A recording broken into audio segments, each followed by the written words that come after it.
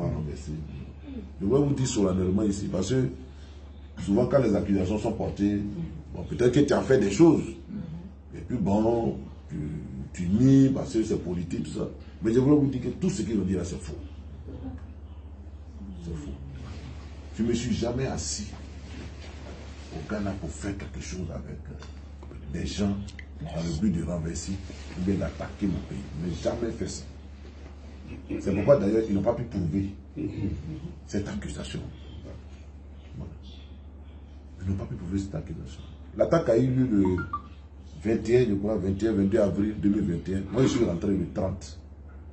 J'ai mis fin à mon exil le 30 à la demande du président qui m'a demandé de venir pour mobiliser pour son retour.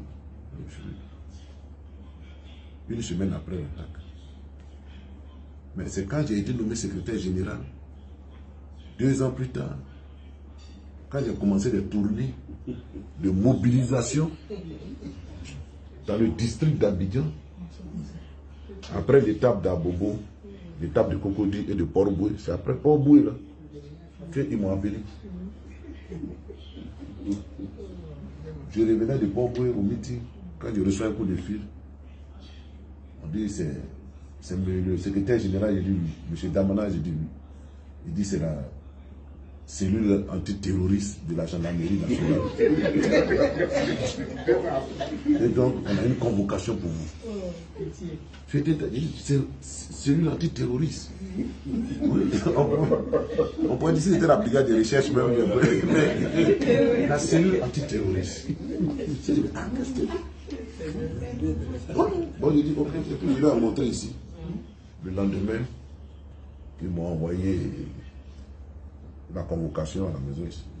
Et donc, depuis 2023, on est dans la procédure. Hein? Depuis 2023. Voilà. Et la procédure, c'est la première partie qui vient de finir. Avant-hier, avec la condamnation, sans que le juge n'ait eu à prouver quoi que ce soit. Et enfin, l'accusation n'ait eu à prouver quoi que ce soit. On est 5 présumés, 5 prévenus. Nous sommes censés être les cerveaux de l'attaque. Mais il y a un seul dedans qui m'accuse. Et puis qui accuse les autres. Un seul. Lui, effectivement, je le reconnais. Je le connais. Parce que je l'ai hébergé quand on était au Ghana. Pendant un moment. Donc je le connais. Lui qui m'accuse. Oui, oui. Mais c'est d'ailleurs pour ça qu'on l'a choisi. C'est d'ailleurs pour ça qu'on l'a choisi. Et quand la procédure a commencé, il était à la Maca. Ils l'ont enlevé à la Maca. Ils sont allés le mettre à la Mama, alors qu'il n'est pas militaire. Et c'est là-bas qu'ils ont commencé à le préparer. Ils ont commencé à le préparer. Comment il va m'accuser, ce qu'il va dire, ils ont commencé à organiser ça. Au début, quand il est arrivé au procès, là, il ne venait pas me noter. Quand il vient, il est libre. Et puis il arrive toujours avec le procureur. Son ami. Voilà. Et les autres là, ils sont menottés, ils arrivent. Donc, dans l'instruction, il a dit que j'ai été le principal financier de cette attaque. Ça, c'est voilà. C'est qu'il a déclaré devant la juge d'instruction. Donc, elle lui a demandé, mais comment quelqu'un qui est en exil, dont les comptes sont gelés, qui n'a pas d'argent, qui souffre pour vivre, comment il peut faire, financer voilà, un tel coup d'État? Et c'est écrit moi je suis blanc dans le sol. Il dit, bon, dans la réalité, c'est pas lui. Voilà, mais il servait d'interface entre Katina, Monnaie et nous. Voilà. Donc c'est Katina et Monnaie qui lui donnaient l'argent et puis lui il prenait pour nous envoyer. Il dit, mais donc c'est pas moi. Voilà. Et à toutes les audiences, Katina est assis devant eux. Et puis il n'intéresse pas le juge, il n'intéresse pas le procureur. Parce que les financiers, non, on l'a pas eu. Voilà. Au moins, on peut les appeler. Monsieur, venez à la barre. Mais il n'intéressait pas. Mais lui-même, devant le juge, quand le juge lui a demandé de poser la question, il a avoué que je ne lui ai rien donné. À partir de ce moment-là, j'ai cru que ça allait finir. Il dit non, puis c'était ça l'élément fondamental, que je ne lui ai rien donné. Mais le procureur avait d'autres intentions. Et c'est à la fin de son réquisitoire qu'on va savoir ses véritables intentions. Il dit tout ça là même, c'est parce que les Progbagbo, ils n'ont jamais reconnu le pouvoir de Alassane Ouattara. Ils contestent de choses. Et actuellement, il y a des choses en préparation. Et que nous, on est au courant. On voit, il a utilisé l'expression, on voit le dos du nageur. C'est pourquoi le juge doit appliquer, je dirais, la loi dans toute sa rigueur, dans toute sa sévérité. Pour dissuader, c'était trop grave. Voilà. Parce que c'est un procès, c'est au pénal.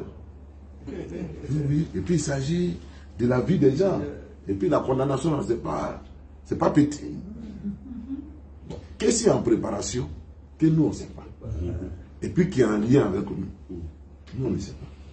C'est qui sont ces nageurs dont on voit le dos. Et c'est pourquoi on nous a... Sinon, avec quoi Justin, c'était pas le même procès, c'était pas la même affaire. Mais quand tu écoutes l'affaire de quoi là, quoi ne mérite même pas 5 ans. Il mérite même pas. Et puis il avait déjà fait la prison. Mais comme il s'agit de donner, comme il a dit, de frapper des Progbagbo pour que tous les autres là se calment, ils ont mélangé à leur poche. Et puis ils nous ont donné. Il a arrêté 20 ans. Voilà. Donc, heureusement, le président a parlé des 20 ans là, à son meeting. Il dit que lui-même, Babou, qui est là, il a 20 ans aussi, mais on a 20 ans et puis on se promène à elle. Donc, il a tué le verdict des choses. Ils ont dit, bon, comme il y a 20 ans, il va y avoir aussi des 10 ans qui se promènent. Voilà. Donc, comme ils sont plus jeunes, ils vont prendre 10 ans. Voilà. 5 ans de privation de ses droits civiques et politiques.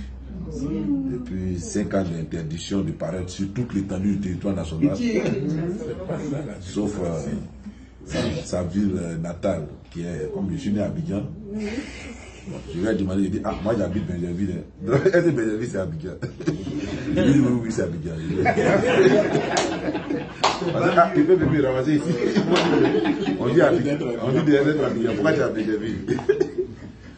Donc on dit, non, tu peux rester à Benjerville. Donc pour l'instant, on est là, mais les avocats vont interjecter appel. Voilà, je pense que ça a dû être fait aujourd'hui même. Et puis bon, on va regarder la suite avec beaucoup plus de sérénité. Donc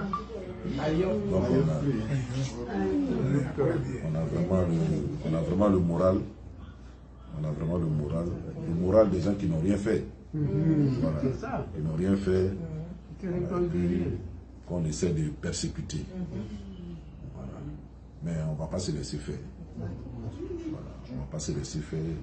On ne va pas se laisser décapiter. On ne va pas se laisser décimer. Voilà.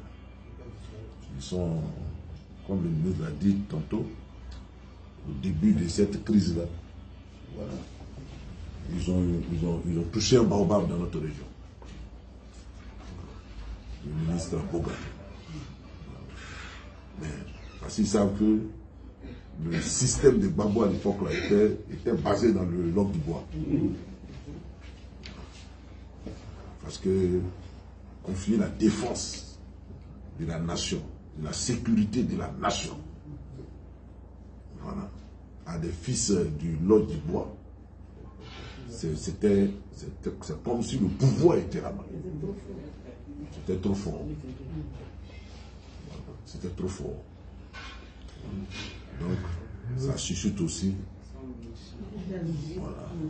La jalousie, la haine, la convoitise. Et puis, les gens